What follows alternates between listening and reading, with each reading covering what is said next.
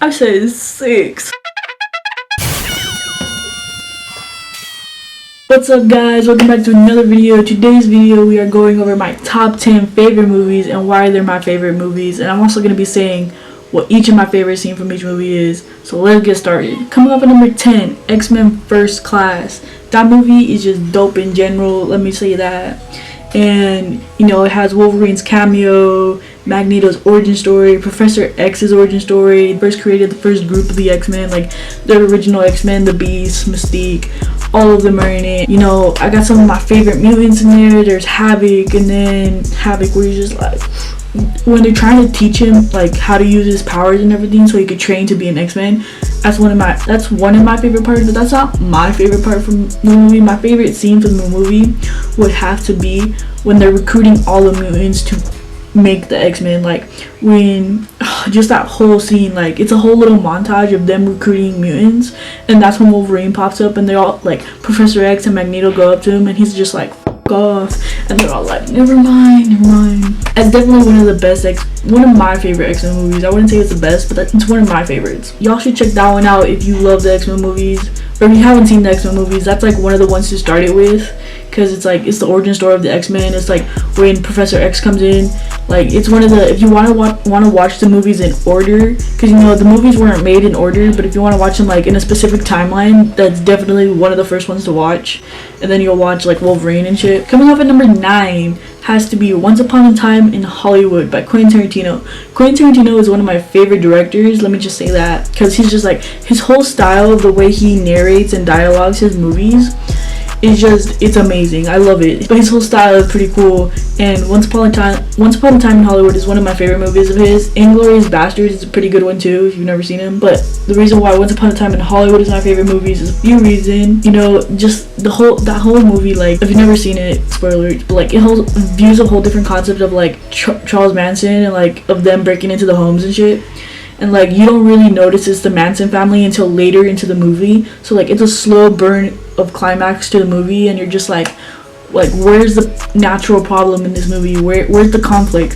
And it's a very slow burn to leading up to it, and that's why it's like really cool. And like, and then Margot Robbie's in it. It's pretty cool. Leonardo DiCaprio, Brad Pitt, all very good actors. But my favorite scene from that movie has to be when the Manson family shows up to the house, and then Brad Pitt just starts beating them up, and he's just like, y'all are fucking dumbasses, why are you coming into this house? Because he's a stuntman, he knows what he's doing.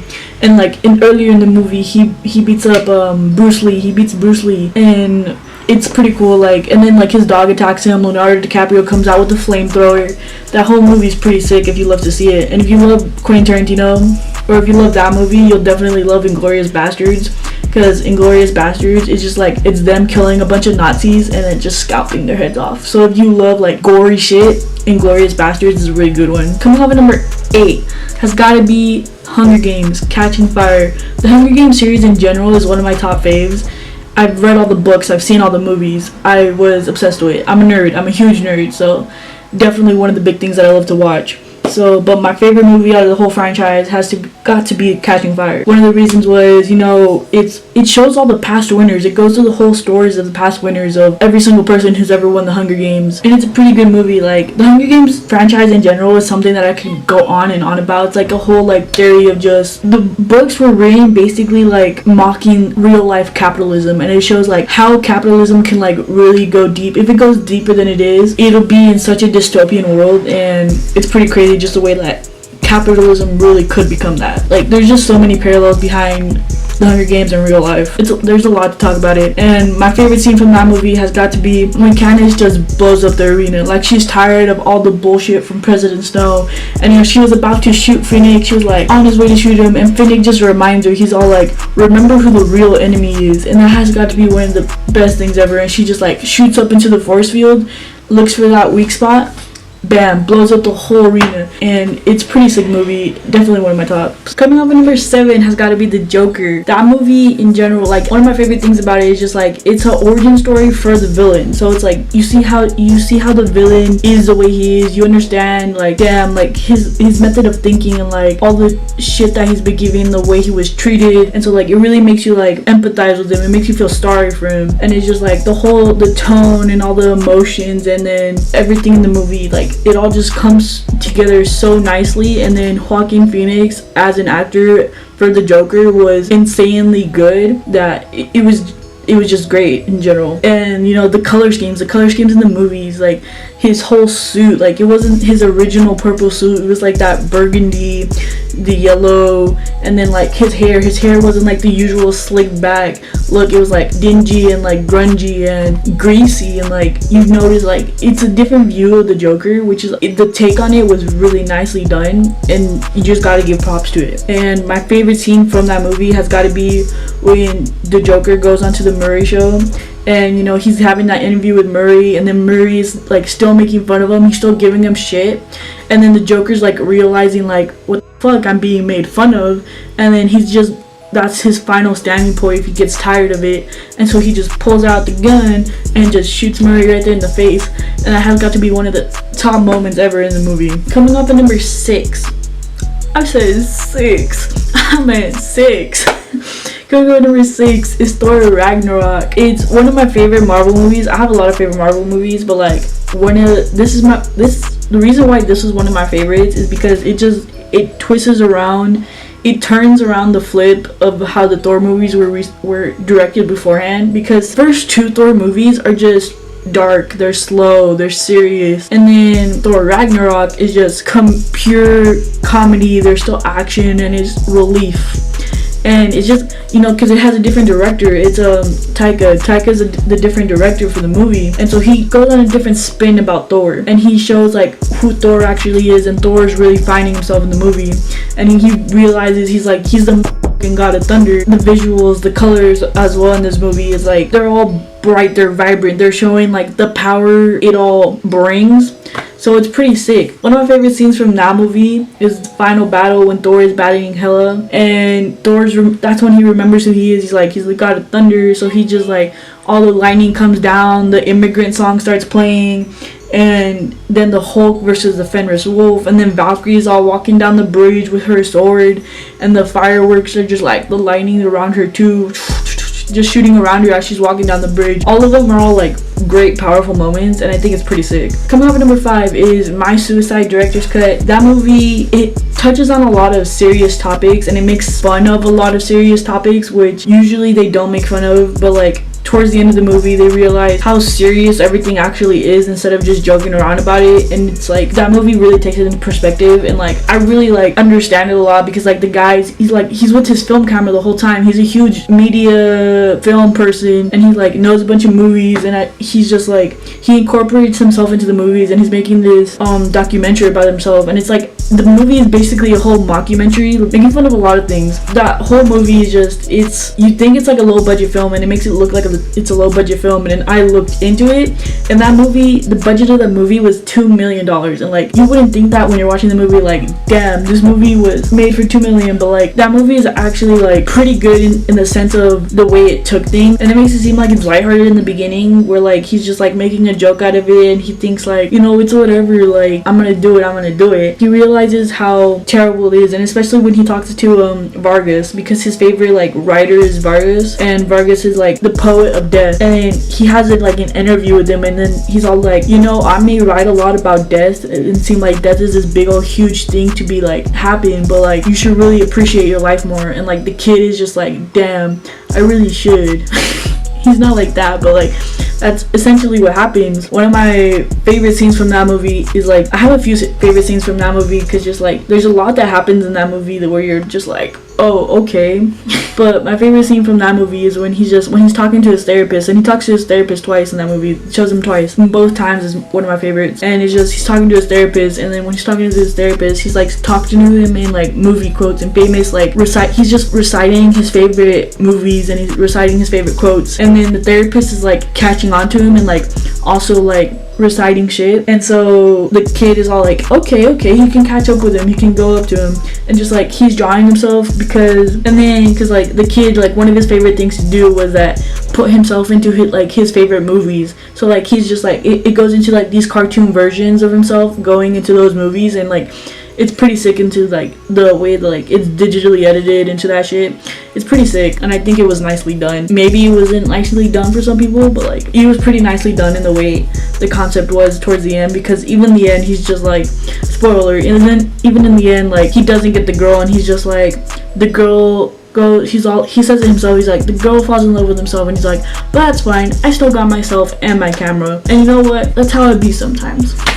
Coming up at number 4, Edge of 17. It's a good indie film, a good independent film, a good coming of age movie if you've never seen it. It's if you've never seen it, it's a girl who's tired of putting up with everyone's shit. Like she just like knows that like nobody gives a shit about her, and like everybody's doing things for themselves.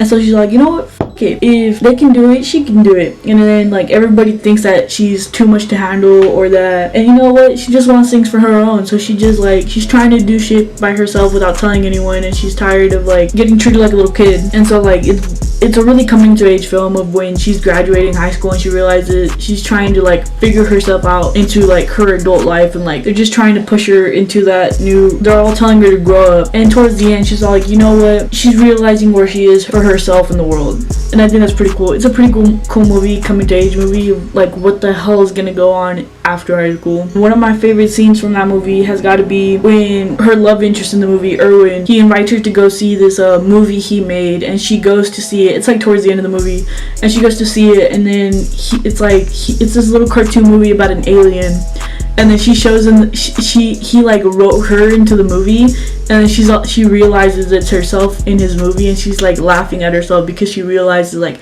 how stupid she looks. Coming up at number 3, we're now on the top 3, is King of Staten Island. It's with Pete Davidson, and Pete Davidson is like a pretty good actor when it comes to like depending what characters he's playing. Like he's actually like pretty good into like the moment of, he knows how to play those characters who are like fucking up in their life, you know. But King of Staten Island is a pretty good movie for a few things, because like everybody's just like downplaying him as like a person, and they're just like, you know what, you're dumb, you need to like grow up, you need to get over yourself, you need to do this, you need to do that. And he's just like what the fuck, get off my ass. And after like towards the end of the movie, he's just like, you know what, he realizes all his mistakes, and he's just realizing all of his regret and like what he needed to do in his life. And it's a really good like realization movie of like, damn, what the fuck am I doing with my life? And that movie kind of like, the other characters in the movie kind of piss me off, because they're giving him shit for no reason. They're telling him all these things, and he's just like, what? I'm just trying to live my life. And it's just like, if he's living his life, he's living his life. It intercepts with my favorite scene, but like the kids in the movie, they're like the only ones who are like able to have a normal conversation with him, and like they're all talking to him, and they're able to laugh with him, and they'll be like, they understand him. Like they don't see him they see him a little bit as a weird guy, but they're just like, they still vibe with it, you know, like kids are, like they don't care who you are or like what you do, but like if a kid doesn't like you, they don't like you. But these kids, like they see him for who he is, and like they don't care, like they're just like, you know what, he's cool. And like that's one of my favorite scenes from the movie, where like he's walking the 2 kids, and then he's just like, what do you like to do? And then the little girl's all like, oh, I like to sing. And he's all like, there's nothing special about that, a lot of kids could sing, what are you talking about? And then it's a pretty funny movie. It's a pretty good movie. Coming up at number 2 is The Sandlot. The Sandlot is one of my top favorite movies of all time, just because it's a timeless classic. It never gets old. You can rewatch it over and over again. I can recite so many lines from that movie, and it really is such a timeless classic in movies and all of that. My favorite scene from that movie has got to be, I kind of have 2 favorite scenes from that movie. It's got to be when they're at the fair, and they all go on the rides, and they're all chewing tobacco. They chew on tobacco before they go on the ride, and then they go on the spinning ride, and they just throw it up, and they're all like they're never gonna do that again. And it's pretty funny. It's pretty hilarious to watch. And then my second favorite scene from that movie is when they have the 4th of July game, and then, you know, they all come out for the 4th of July, and they go to the Sandlot, and they're just playing the game, but like as they're playing, the fireworks shoot up and they're just like all mesmerized. It's all in slow motion, just like they're all captivated by it, and it's just like it's so nice to see like the lights shoot up like as they're like running. He's running I believe he ran a home run as he did it, and so he's running a home run as like the fireworks are shooting up. And it's probably like, if you're a player, it's like as a player that was probably like one of the best feelings in the world to feel, and it's definitely like one of my favorite scenes. So before I get to number one, what my top number one favorite movie is, by the way, you know how hard it is to pick only top 10 favorite movies? You know how many movies I watch? I watch too many movies to count. I don't have enough fingers for that. I don't have enough toes or fingers or whatever, anything else to count how many movies I've watched in my life or how many favorite movies I have. And I have a lot of favorite movies, so it was really hard to cut down to only 10. And before I list my number one favorite, I'm gonna give some honorable mentions that I wish could have been on the list but just didn't make the cut. And one of them has got to be Big Time Adolescence, which if you like King of Staten Island, you'll like Big Time Adolescence. Another honorable mention is Avengers Endgame. I know I should have put it on there, but I didn't. I should have put it on the list, but I didn't. Another honorable mention has got to be Bad Times at the El Royale. If you like Once Upon a Time in Hollywood, or if you like Quentin Tarantino in general, you'll like Bad Times at the El Royale. It's not a film by Quentin Tarantino, but it's just set like Quentin Tarantino. If you like Tarantino movies, the way the Bad Times at the El Royale is filmed, it has Tarantino style. So finally, coming off at number one, my all-time favorite movie, it's Shark Boy and Lava Girl. Honestly, it's so good. Have you ever seen it? It's just so good. I can't believe like everything about it. Like, my favorite scene has got to be like when they're floating on the marshmallow, and then actually my favorite scene is when Shark Boy has to sing that dream song and he's just like dream, dream, dream. That's a pretty good movie. I'm kidding, actually. Shark Boy and Lava Girl is a pretty dope movie, but it's not my top favorite. My top favorite is Scott Pilgrim vs. the World, and just that whole movie. I love that everything about that movie in general. Like, it just came with its 10th year anniversary last year, and it came out with a new video game. I want to get the new video game, but I don't got time for that. I don't got money for that. But anyways, one of the reasons like it's like my top favorite movie, like the whole director style, the comedy, and like it incorporates a comic book style and a video game style into the movie. So it's like there's all these effects coming onto it. I'm a huge nerd, so like of course I'm gonna find that shit epic. And that whole movie is just to perfection to me. There's just so many famous actors in it, like Chris Evans, Michael Cera, Anna Kendrick, Brie Larson, Aubrey Plaza, and like there's just so many of them just like making small cameos in it. And you're just like, it was 10 years ago when like almost none of them were famous back then, but like right now they're like at the big all-time up there. So like it's really cool when they were just like small back then, no names, like in this one movie, like all of them in this one movie. So it's pretty sick to see. My favorite scene from that movie definitely has got to be when Scott is going versus Todd, and they have the whole base battle thing. That is just one of the best scenes ever when they're going to the base battle, and it reminds me of like Guitar Hero and shit like that, because like it's just so sick to see, and like it's just the way it's incorporated into the movie and the whole style of it is just amazing. There's just so many words to say about that movie. So that clears up my top 10 favorite movies of all time and why they're my favorite movies and my favorite scene from each movie. Now you know a little bit of my style. I watch a lot of movies, and I watch a lot of different kinds of movies, and I will literally watch any kind of movie. I really don't care if it's like comedy, romance, action, sad, suspense. I will literally sit through it and watch it. And even if I hear if it's like the worst movie of all time, I will sit there and watch the movie thoroughly, because I want to see like how each movie plays out and shit. So like now you know my top 10 fave movies, and that's pretty much it for this video. Go ahead and leave a like, comment down below what else you guys want to see. Go ahead and hit that subscribe button if you already haven't. Comment down below what else you want to see from me. If you want to see like more movie videos, if you want to see more show videos, I watch a lot of movies, I watch a lot of shows. I recently just finished watching Shameless, and that was a pretty good show. Like, that's fresh in my mind. I could talk so much about that. I'm recently watching Good Trouble, and I'm also watching the Umbrella Academy. So like if you guys want to hear me talk about that, or like whatever else you guys want to see from me, go ahead and comment down below. I'll see you guys next time. Go ahead and hit that like button also. Bye.